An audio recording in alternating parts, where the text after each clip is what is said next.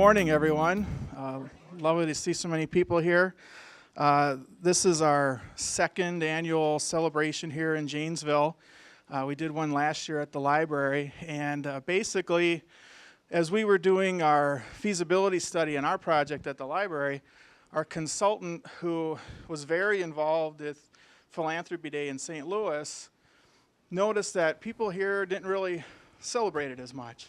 And with all that's going on in Janesville, we thought, we really needed to bring attention to all the philanthropy going on. So we did one last year. It's nice to see this year kind of growing. We added some new sponsors and just a nice crowd here for the event. So thank you all for coming.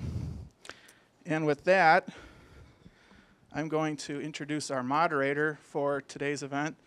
Mark Freitag, our city manager, who I've personally known for 5 years now, and he's been a real big proponent of all this change going on in the city. So really thankful to have him here. So round of applause for Mark.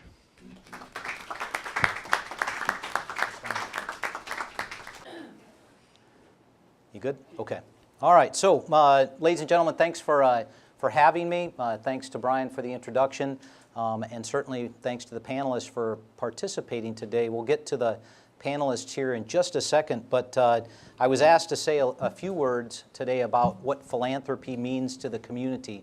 And frankly, when I look at the city of Janesville and the greater Rock County community, I see a very, very giving community.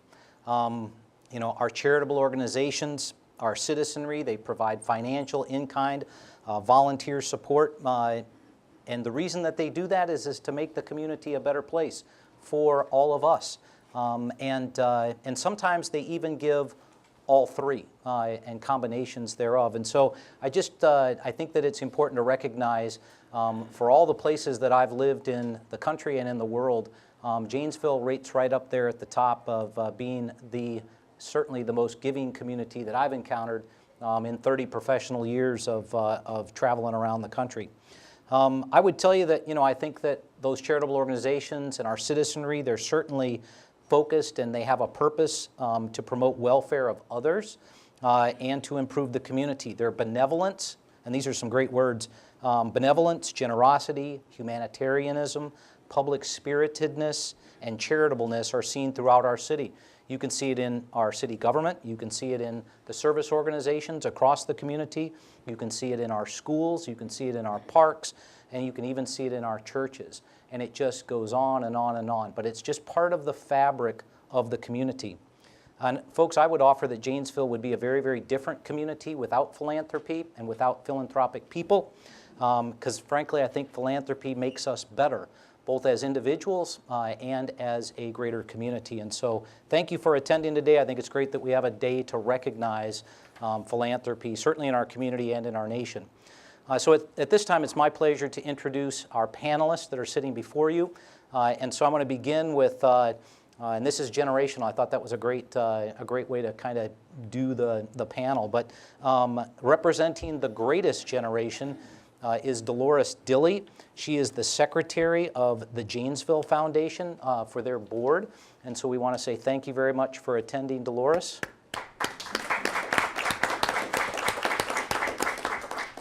And next is Mike O'Brien. He's the vice president and general manager of WCLO and WJVL. And he's representing the baby boomers. And so Mike, thank you very much for joining us.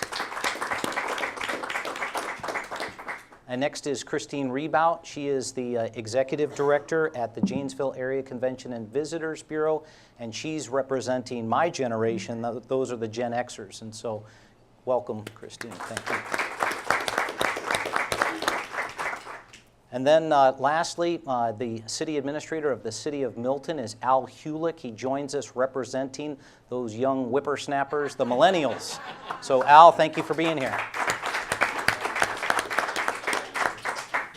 And if you'd like to read more about their detailed biographies, they are in the publication, and so I encourage you to take a read and get to know the panelists. But with that, we're going to start our facilitated question and answer with the panelists. And we're going to start out with the softball. I'm going to ask each one of you We're going to start with Al and just work our way back towards the podium. And the question is how did you learn about philanthropy? From whom and from where? Well, I will admit that they gave us these questions ahead of time. So we kind of were able to prepare a little bit. And that question, as softball as it is such a nebulous question. Where does one person learn about philanthropy? Where does one person learn about love? Where does one person learn about jealousy? I think philanthropy, as Mark pointed out, honestly, is a product of the community that we grow up in. Certainly our family, it's instilled values from our parents and our grandparents. And one person that particularly came to mind when kind of talking about this question or thinking about this question in advance was my grandmother, Arlene Hulick, who was a stay-at-home mom, was a Rosie the Riveter, but was a stay-at-home mom, but had a college education. She was one of, probably a few women of her time that had a college education. She was very well read, very well spoken, and she often talked about the need for community, the need for one to share their resources with others who may not have that. And that was a value that was instilled not only in her children, but certainly passed on to her grandchildren, as I'm evidence of. So she was probably one of the first people that I can connect with in my life that really made her life more about other people around her than about herself. Not only in terms of her family, but in terms of her community and the things that she, not only in action, or not only in words, but in actions, and just really lived life in a way that wasn't self-serving or self-preservation, but an understanding that you are a part of a larger system. And when that system has deficiencies or failures, it affects you as well. So you need, everybody did their little small part to ensure that the greater good is met. We all thrive. So that's certainly a person that I would directly connect to that question in my life. I think I definitely learned about philanthropy from family, from my parents. While we didn't talk about it, it was never a formal dinner table discussion. It was definitely something I saw every day. I grew up in a family, we didn't have a lot of money. And there were times where I watched them religiously send that check to the church. That was always part of their giving, and they just always did it. And where the amount of money we had for food, or whether I was wearing my sister's boots or new boots would change over time, that amount that they gave was always there. And that came with a degree of faith. We had to believe that even if we gave something back to the community, that we'd still have enough for ourselves. So I think it was definitely kind of faith-based, and watching them through giving and watching them just know that they would be okay even if they shared what they had with their community. Great answers. I was lucky. My parents modeled many of these same things. I came from a large Catholic Irish family of 8 children in our family, and my parents were both well educated, and they were both charitable by nature. They modeled the whole idea that God is love, and love in motion is played out and realized in selfless acts of charity to other people. So when we'd have those, back in the 60s, 50 inches of snow each year, we had to get out and shovel not only our driveway and our walk, but others, the neighbors. And when our neighbor's home was vandalized with spray paint across the side of her home, I won't go into why, but it was a terrible, terrible act. The widowed woman really couldn't afford to paint her home. So my mother called us over and said, boys, I was 18, my brother was 19, go over and paint Mrs. Ozier's home. And now this was a neighbor that we didn't always really get along great with. You know, you have one of those? And we just said, go paint her home. That's right, get over there and go paint her home. So we went to the door and said, hi, Mrs. Ozier, we're here to paint your home. And she kind of teared up a little bit and said, well, I'll pay you minimum wage. And my brother and I high-fived and thought, we're going to get $2.40 an hour. This is awesome. So we were really happy with that. But that stands out to me as just another, typical thing that my mother directed us to do. So we had to follow in those footsteps. Well, I was a child of the Depression, so there wasn't a lot of philanthropy going on at my parents' home at that time. They were fighting to keep food on the table. So I think I had my first bout with giving and helping and donating as I grew up with my children. There was always opportunity to help out at school, at church, at other places, and then it just grew. You know, it just grows as you go on. And once you start giving, it's fun. It's fun to get that good feeling that you've done something constructive and done something to help somebody. And I still firmly believe that it's better to give than to receive. Good. All great comments. Thank you, everybody. And so that got us warmed up as we get moving. And so I'm going to pitch this first one to Mike to start us out. But the question is how important is philanthropy to you? And I think you can frame this either personally, professionally, or both. Thanks, Mark. You know, I think philanthropy is simply a lifestyle. It's just something that you incorporate into your everyday and look about you. And there's an old, you remember some of the books by Norman Vincent Peale? The first, considered maybe the first motivational speaker, but someone said to him, well, what would you do, Dr. Peale, if you fell into a depression? And he said, you know, I think I'd look around me and I'd find the first person I could in need, and I would come to their aid. And in helping them, I would find my joy. And I think that that's what you know, how we need to carry our lives, and it's incorporated into our work. A lot of people, some of you are working for nonprofits, and I admire you and think that's just great to be able to get up every day and be on a mission to help other people. And I'm in a commercial business, but we also have an altruistic side to that. There's most of the service organizations come to us and they want promotion of what they do, and we're wrapped up in all those things, and we take great joy in that. So it's fun to be able to incorporate some of what you do day to day to help organizations in the community as well. Good. And Christine, do you have a follow-up to that? Sure. I think on a personal level, philanthropy is incredibly important to me because it's about what I can give, and that changes over time. When I was younger, I had more time than money, and as my life has changed and caring for a daughter with disabilities, I have much less time, but I have the luxury of giving a little bit more money at this point in my life. I think professionally it's incredibly important because it allows my organization, the Convention and Visitors Bureau, to do what we do. We operate a visitor center, and 90% of those hours are volunteer hours. We have 25 of the best volunteers who give all kinds of things to us. So professionally, we couldn't do what we do without our volunteers. Good. Okay. And I'm going to switch to the next question. So if you could pass it to Al. And the question is, Al, what inspires or motivates you to get involved or give back to your community? The inspiration. Well, one, my job. I'm kind of forced to. No, jokingly, I mean, as the city administrator, you know, we, and Mark can certainly attest to this, we see the needs of the community, you know, in a different perspective than maybe a lot of folks do. But from a more personal standpoint, what motivates me to get involved are a lot of the comments that have already been made and will probably be continually made throughout this this panel discussion. There's a saying that I know I will flub, so maybe I'll just paraphrase it. Basically, if you want to be rich for a day, sell something. If you want to be rich for a year, win the lottery. If you want to be rich for your lifetime, give back. Because that's truly the only thing that, in my mind, is sustainable. When you're able to give back either through your time, your talents, your resources, that is a way that you can feel good about yourself, good about your community, and really is the only sustainable thing that can exist. As long as you are here, as long as you are breathing and able to do something, to give your time, talents, resources, money is fleeting. You know, a lot of those possessions, material goods are fleeting, but that ability to give is with you until you're no longer here. So it's one of the most renewable resources and sustainable resources that we have as human beings.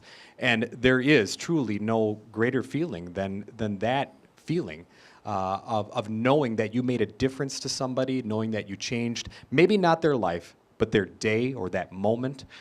My involvement in Special Olympics has proven that to me over and over and over again.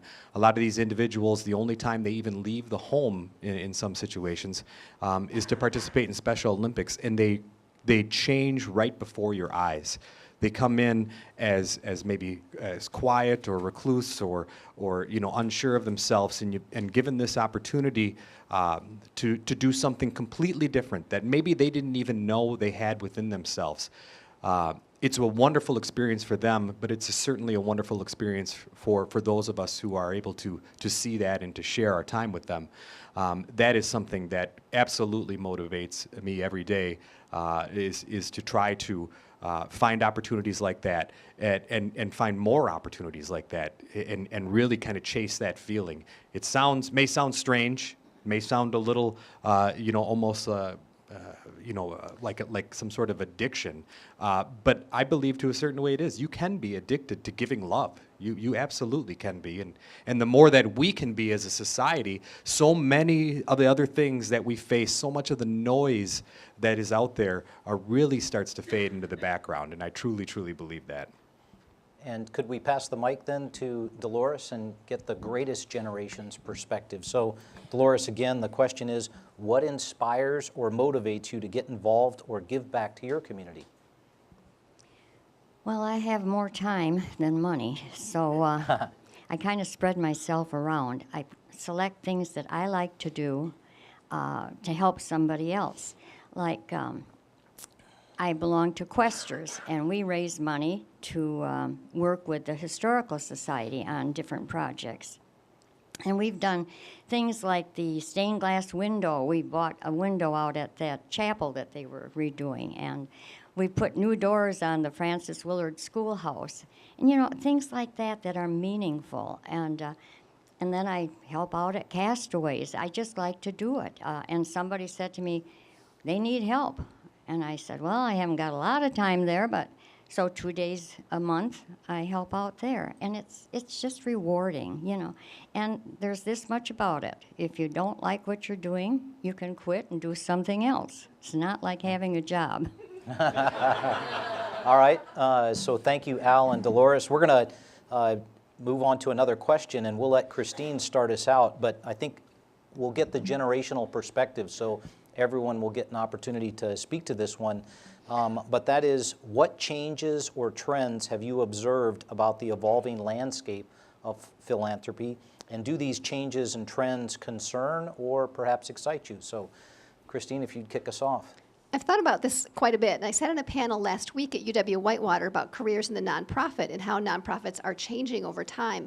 And I've kind of just had this concern in the back of my head, without a lot of data to back it up, that really the landscape of philanthropy and volunteerism is changing, in that I think the distribution of wealth may be changing, and the way that families are starting later. Younger people are starting their families later, and at a time when they might normally have had money to give, they are busy raising their families and putting their time and energy into that.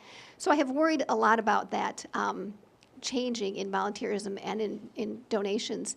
But at the panel last week, the group I was with really felt that was an opportunity to change the way that nonprofits solicit both volunteerism, donations, philanthropy in general, and maybe it's time to make a new model for how we ask and how we're rewarding those things. So something I've been worrying about quite a bit, I'm kind of coming around to seeing it as an opportunity and something more interesting. Okay, over to Al. Yeah, as the millennial on the panel, there's a lot of conversations about the millennial generation, a lot of stuff out there in the media, a lot of stuff I agree with, a lot of stuff I absolutely do not agree with, even though I'm on the very tail end of the millennials. I can't speak for those super young people. But I think our generation is very much more skeptical than the generations that came before us. And I say that in sense of not skeptical of charity, not skeptical of giving, but very skeptical of kind of what they see and hear. What we see and hear, we digest it and we process it so much differently, I think, than the generations that came before us. So in terms of what does that mean for the nonprofits recognizing the audience, I think the key to that is to be clear in what you intend to do with those dollars or their time or their resources, and really make sure that is understood to the younger generation. That look, you see all of these crazy memes and whatnot on Facebook, or but that isn't necessarily always true. and do your research. And our generation does. Our generation does do their research on these things, and sometimes that can backfire to certain groups. But I think if you're clear and you're concise and you're succinct in your message and how this is important to the community, how this is important to the region, or how this is important to the individual who's giving, you can really make that connection, trying to make that personal connection. Skepticism it can be a difficult thing to overcome, but I believe that the numbers bear out millennials are giving at a greater rate than some of the other previous generations. And I absolutely agree with Christine's comments. You know, my first child was born when I was 35. Right, okay.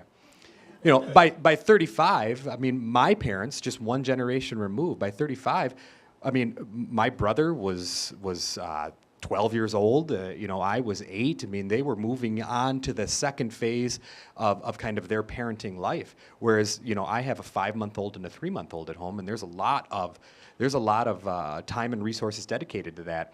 So the skepticism piece of it says, okay, I don't know, I don't know if I buy what they're selling. So I think it's important to really kind of be clear with that message, saying, you know, hey, I know there's a lot of clutter, a lot of noise out there, but what we're doing really is the real deal. And we are genuine in our service deliveries, in our administration of those dollars. And yes, you should be skeptical, but we can prove that we are really who we say we are. And then, you know, the United Way does a great job of that with the Gold Star rating, and a lot of the programs that filter through the United Way has that work done with the United Way. So that's an important piece of the puzzle. So that's kind of from the millennials' perspective, is just be truthful, be clear, be honest, and I think that will go a long way towards kind of cutting through that clutter and that noise.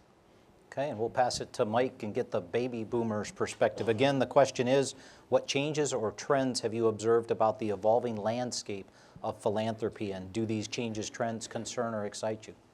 Well, I think there's a lot of reason for hope, and I think we all witnessed during the Great Recession, if you could call that great, there was a lot of sadness and a lot of hardship, and you watched organizations like ECHO, and the Gifts Homeless Shelter, I believe, was kind of born out of that era. A lot of good efforts at local churches, and United Way certainly has gone through a transformation. Al and I are both very involved there, and to see State Line and North Rock County unify, I think was a good example for many organizations, and building new efficiencies and a sense of unity about everything we do. So there's a lot of hope in all those things. There's also some concerns that statistically Pew Research has found it, for instance, that while church attendance is not dropping precipitously, it is dropping year to year, about 1% a year. Over time, that will really take its toll. And while there's lots of great organizations like United Way that are doing great things, that churches are also administrators of social programs. So they make a difference in a lot of people's lives, giving people hope and a sense of unity in so many different ways. While that's dropping, I think that is some cause for concern, while more people become more doubtful of institutions in general, from government to, well, what is United Way? That's a big organization. Right? And then they express doubts about that because it's large, yet it's very, very local. Everything is happening on a local front, and all those programs being vetted here locally. So I think there's a little bit of a trend going on in that respect, and I think that is some reason for concern. Good. And if, Dolores, if you could give us some perspective from the greatest generation, and again, the question is, what changes or trends have you observed about the evolving landscape of philanthropy, and do these changes or trends either concern you or excite you? Well, I think it's kind of exciting to see all these older people, all of us senior citizens, getting more involved in things. Years ago, once you got into the 60s, you were considered done, and nobody did anything. You know, they just kind of stayed at home, and that was it. But today, we are very active, and I would venture to say that most organizations have a lot of senior volunteers, and they wouldn't be able to operate without them. So that excites me. And not only that, but it's good for us seniors to be busy. Very good. Thank you very much. That was great. And we're going to pitch this next question to both Mike and Al. So the question is, how do you prefer to receive communication or be asked to pledge your support by charitable organizations, regardless of whether they're asking for your time, your talents, or your treasures? Well, Al, we're old, but we do understand some social media, and I don't sit in front of my computer with a remote anymore and say, I can't get the right channel on. So really, boomers, and I read a little bit about this too, and it kind of matched up with my own lifestyle, is we're kind of tuned into all of it. Social media, as well as emails and texts and regular letters and phone calls and visits, that we're sort of still in that in-between phase enough. And I'm smack dab in the middle of the boomer generation, born in 1956. So I get all that. I don't think necessarily everyone in the boomer category is tuned into all of it, but I will say that I do appreciate a personal visit sometimes. I do appreciate some of the old-fashioned approaches, and I do appreciate a thorough explanation of if it's being involved in, whether it's giving money or it's being involved in an organization. Like Mary Fanning Penny will tell you every detail of what you need to do for United Way to fulfill a certain job. And after being overwhelmed, then you're ready to take it on, and you know all of what's in front of you. And sometimes I've gotten requests where people give very kind of cursory overviews of what's involved, and then I find out it really is much more. And I don't regret that. I just prefer to be told the whole story all at once. But our generation is kind of open to each of those ways of communicating. Okay. Al? This is, honestly, for me, this is a little bit of a tough one, because I don't know if I fit what would be considered the normal millennial in terms of kind of this type of information. Trying to think about what I want, how I would receive it personally, and then what I would think others would. I agree with Mike in the sense that there's kind of we look in many different sources, but social media is king to a certain degree for our generation. But with that being said, it doesn't end there, because thinking back to my previous comments about the skepticism, I think the social media is the way to get their attention, but then you have to be able to be prepared to kind of fill in all the gaps very quickly after that. So I think what I would say is have a social media presence that is interesting and captivating and can capture the attention of someone who's kind of flitting back and forth between many things, between, reading to a 3-year-old to, doing their job, to checking in on Facebook, to, checking a score on their phone.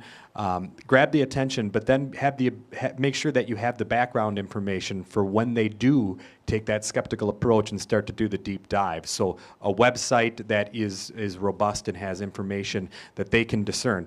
Millennials don't like talking to people. I know that is certainly one of the critiques of the millennials, and I do not fit that bill. I like talking to people, probably too much, which is, I'm sure, why I'm here.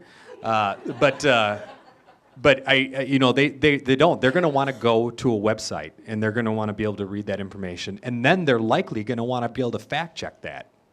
So they're going to say, okay, yeah, you say you have 16% administration or 7% administration, but who's the third-party independent source that's going to verify that?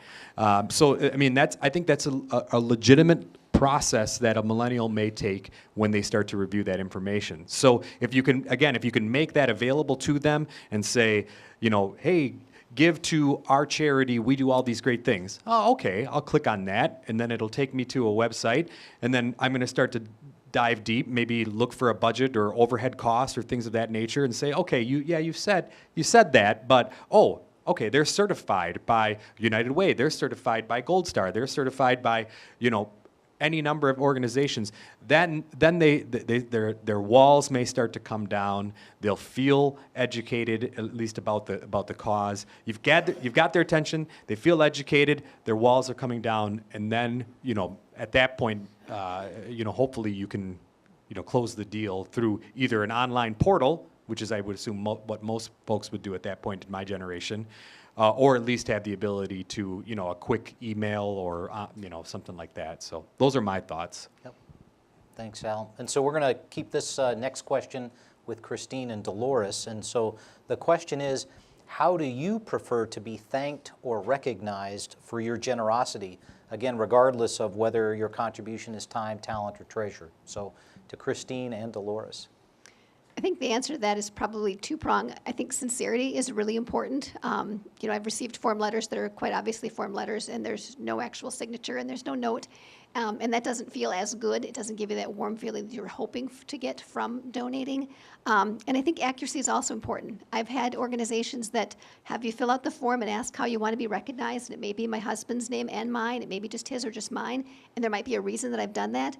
And then the publicity comes out, the plaque or the printed matter, and it's different than what I asked for. So I think really paying attention to details and how you thank people is really important. And again, that sincerity. UW-Whitewater is a great example.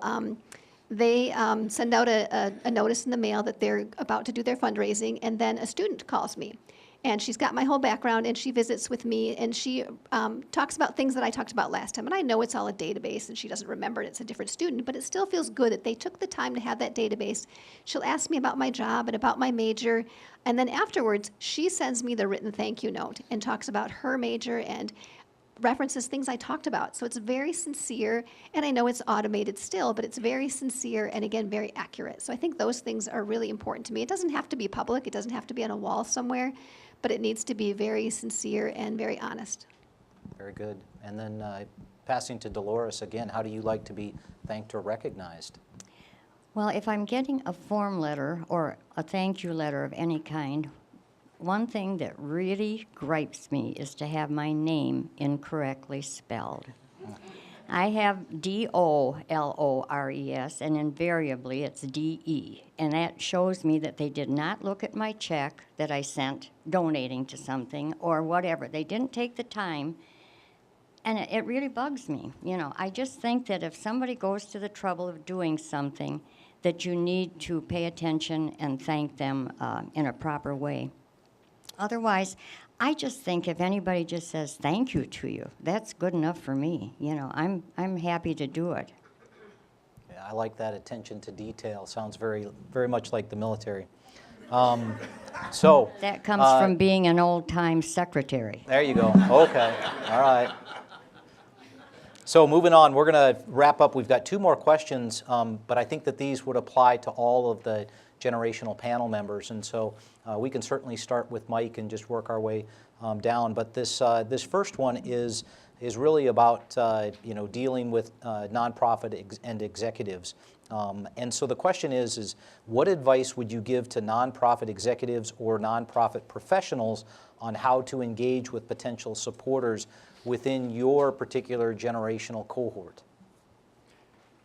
Well, I'd say that cast a wider net, that there are a lot of people just waiting to be asked. There's an old saying, maybe you've heard, that there's two types of people in the world. There's givers and there's takers. And call me naive, but I like to think that maybe we all fall in both categories, that there are givers and there are receivers, and it depends on the season of your life that you may be one or the other. But there are people out there waiting to be tapped, and sometimes we take an easy path and we go to the same people that we know will be responsive, and it feels better and we get less rejection. But sometimes people will do what they can from where they are at the moment, financially or time-wise, and you just move on to the next person. With United Way, we do a lot of, I call it professional begging. We just go around and we ask for a lot of people to give, and it's a soft ask instead of just any kind of hard selling. It's just, will you? And it's difficult to get people ignore you altogether. They don't respond to emails and phone calls or whatever and visits. Sometimes I stop in, but that just comes with the territory. And it's okay. It's not personal. It's just where they're at for the moment. Very good. Christine, Gen Xers. I think these things are similar to what we talked about in how you want to be recognized. Again, it's about attention to detail and sincerity. And I like that it's easy. Again, UW Whitewater, when she calls me, she takes my credit card over the phone. I don't have to find a pen. I don't have to write anything down. I don't have to find a stamp. I don't have to find an envelope. She just fills in all the blanks for me, and then it's done, and then I get the thank you. So she makes it incredibly easy. The other thing I think that affects our generation is really, again, sincerity and examples. And I look back to a YWCA event last month where they had a mom whose child received services of the care house, and who got up and spoke about what that meant to her. And there was not I was sitting at a table of people, many of whom I'd gone to high school with, so very much my generation, not a dry eye in the house. And we were digging for Kleenex and our checkbook at the same time because we had that sincere experience and that sincere belief that what we're doing made a difference. So I think stories and examples of what you're doing and how it affects people really impacts me and makes it much easier to write out that check and give more than I would have because it's, again, very believable. Super. And Al, how about the millennial perspective? Yeah, Christine and I aren't that different. I would absolutely agree with a lot of the comments that she said, the personalization of it. One thing that I think may be different from my generation than previous generations, and maybe it goes to the season of life that Mike talked about, is I think my generation is more inclined to roll up their sleeves and help in a way and do something for you than they would be either able or willing to give money. And it could be a combination of those things or one or the other. But I think that that's important. I think that that's the way to get them in the door. When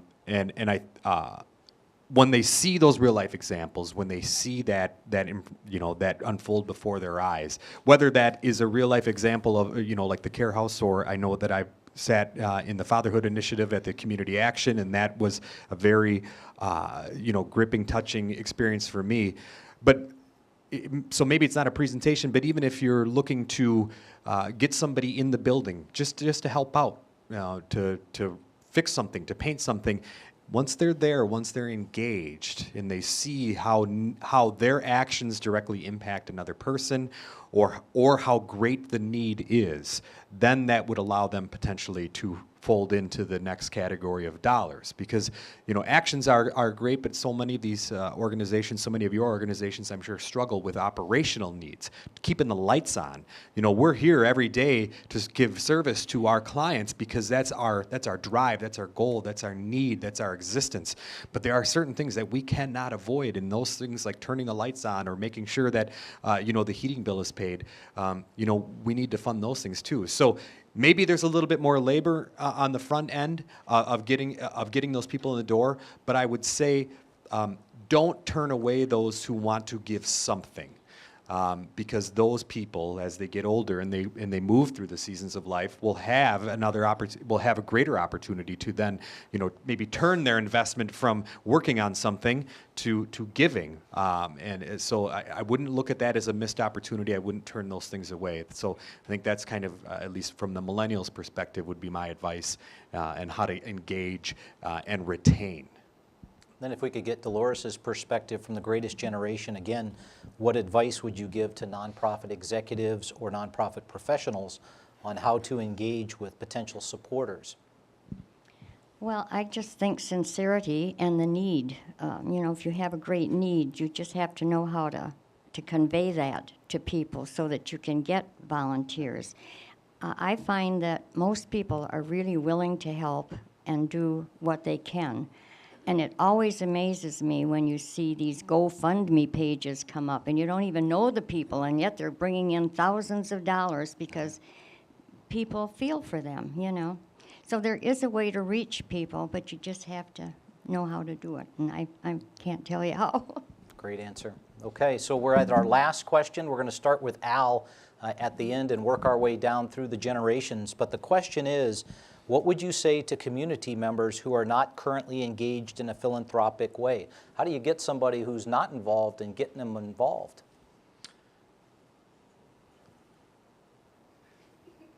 There's a couple of things that I want to say, but no, that's not fair. That's not fair. Everybody has a different perspective in life. Everybody's at a different stage. You never know where somebody's at. So if somebody's not involved, it doesn't mean that they don't want to be involved. Maybe they don't know how. Maybe they can't. Maybe there are limitations that we're unaware of. So I would say that those people are not, don't assume that those people are a lost cause. Work work to find connections, work to find kind of those personal examples, or maybe something that will tug at their heartstrings or has a direct impact on them. I mean, I think that there's a lot of situations that certainly we see at the United Way, but in many other walks of life, are those people who sometimes are in the greatest need are the first ones who are willing to also give and share. So I wouldn't necessarily say that somebody who's not involved is a lost cause. What I would say directly to those people is I would seek to understand, honestly. What is it that has kept you on the sidelines? What is it that you are afraid of? What is it that has not allowed you the opportunity to see all the wonderful things that we have spent the last hour talking about, and just try to seek to understand what it is that keeps them on the sidelines.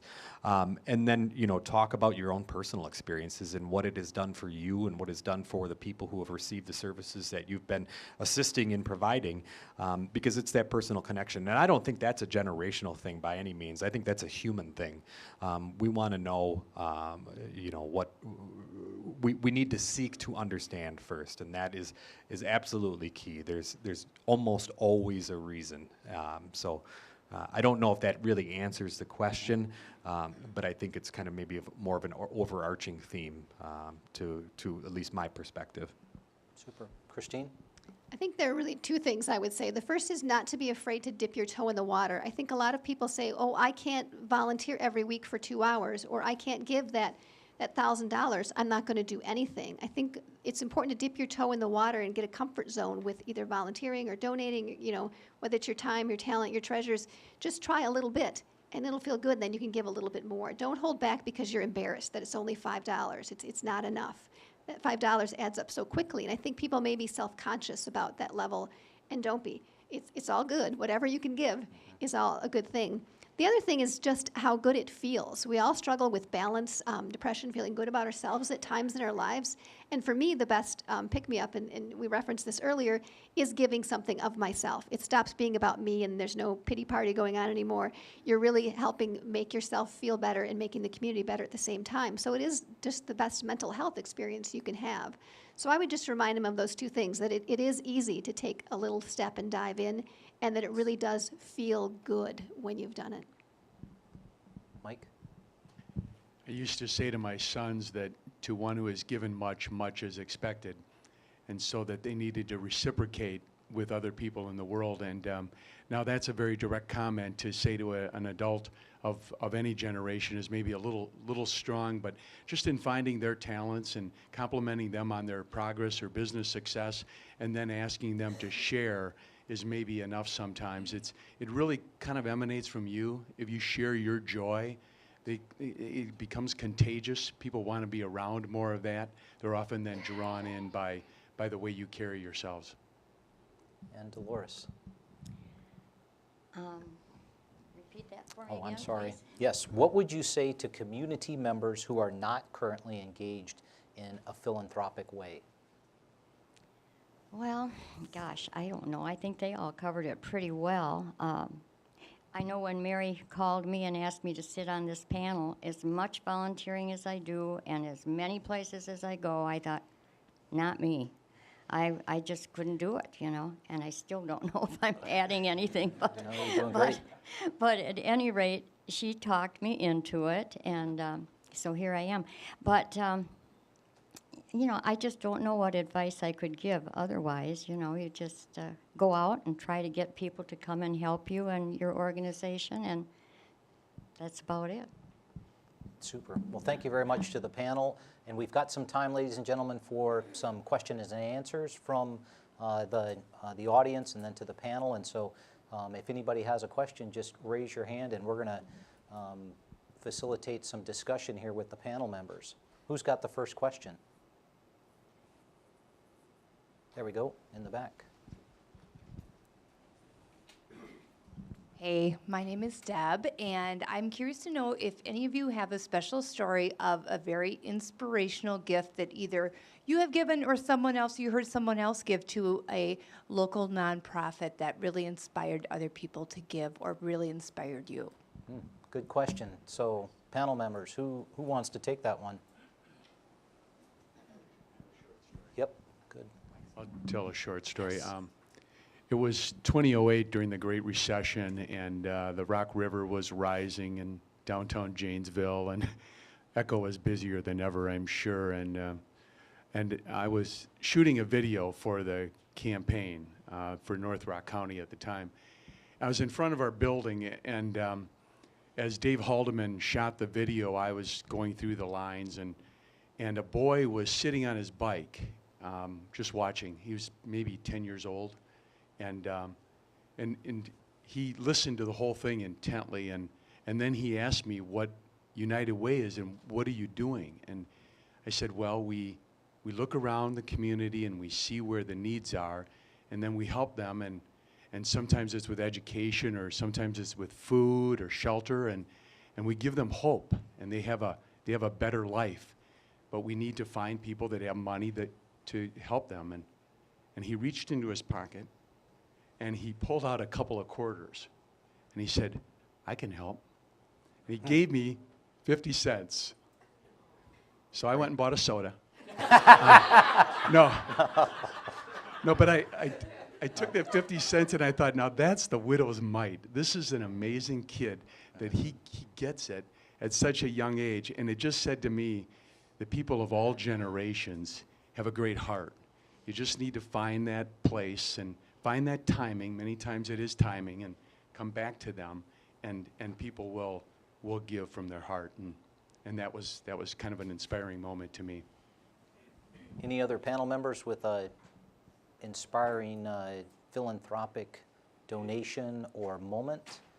I don't know if it fits exactly the bill, but I think there are a lot of times in the nonprofit world when we need that balance of a sense of humor or a joke or something funny just to break the stress. And I had a friend who gave me a little poster that's still in the back of my door in my office. This is Bang Head Here.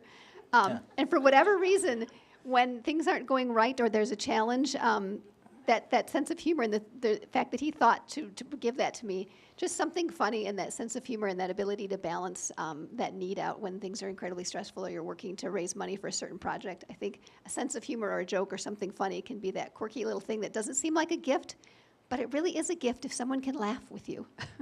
Great. So any other questions? Oh, I'm sorry, Dolores has got.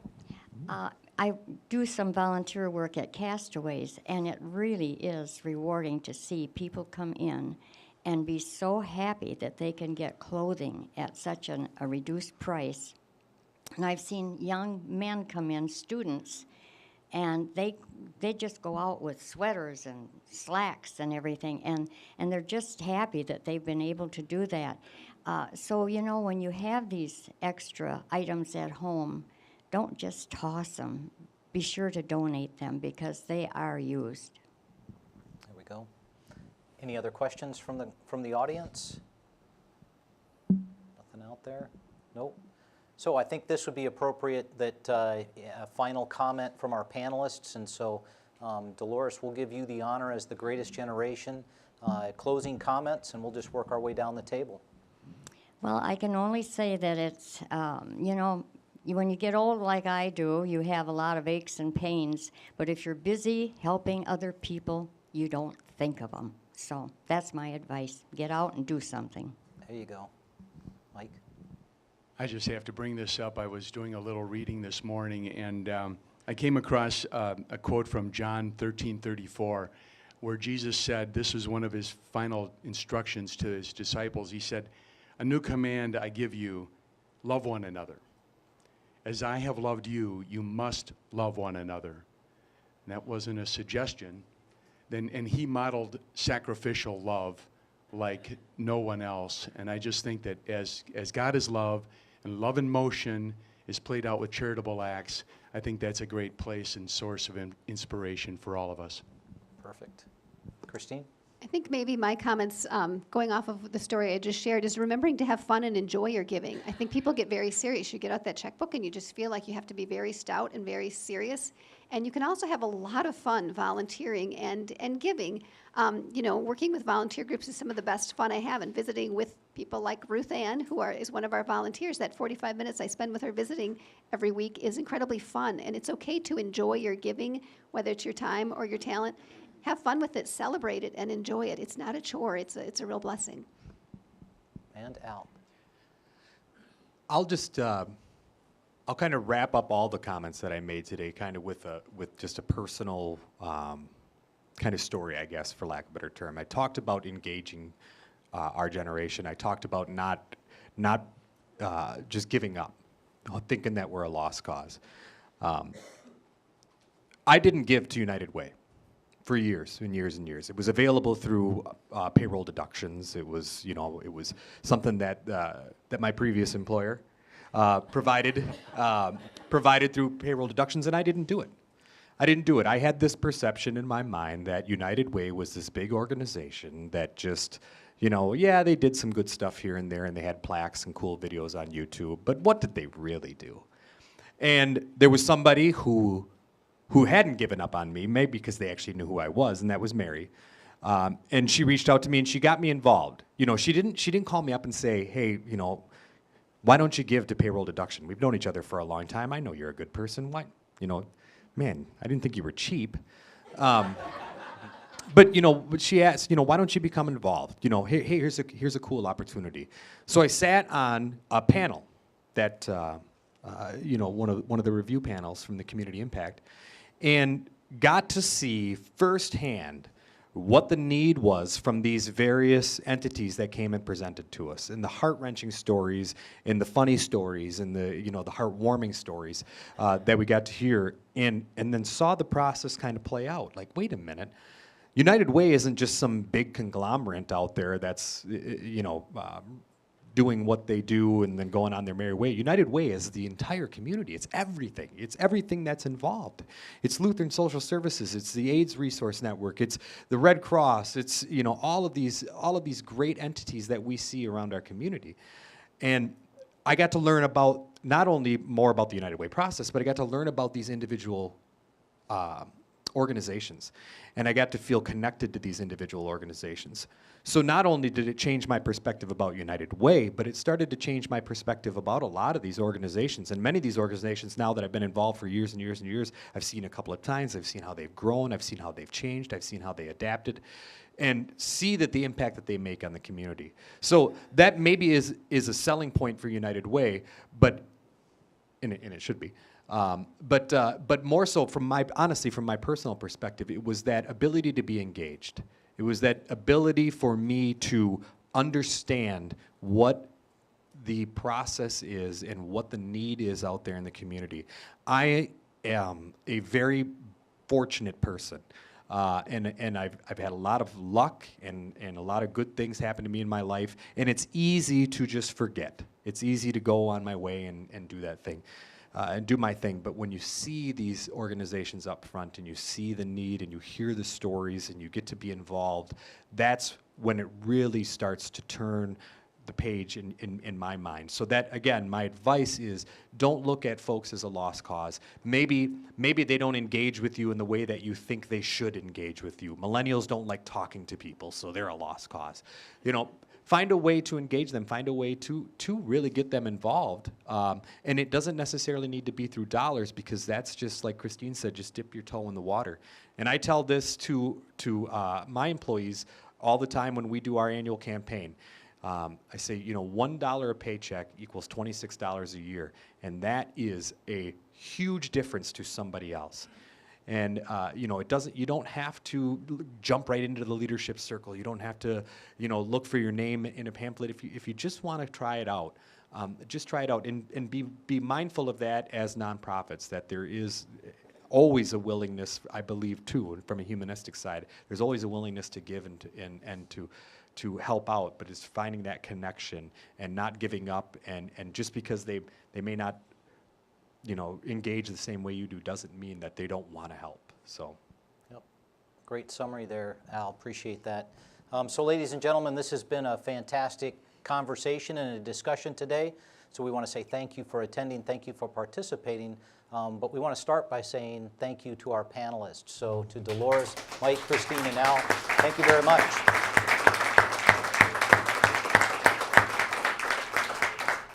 We also need to say thank you to our host, SSM Health, for the use of their facility today. Thank you to SSM. And then, of course, thank you to the United Way and all of the sponsors for hosting this event today and making sure that we get the word out, we celebrate philanthropy in our community, and certainly look for opportunities of how we can even expand that across Janesville, Rock County, and South Central Wisconsin. Folks, I'd leave you with this one thought, and that is continue to spread the word about philanthropic opportunities throughout the community. It's been an exciting afternoon, or early morning, I guess, opportunity to discuss here today. We just want to say thank you and have a great National Philanthropic Day. All right? Thank you for attending.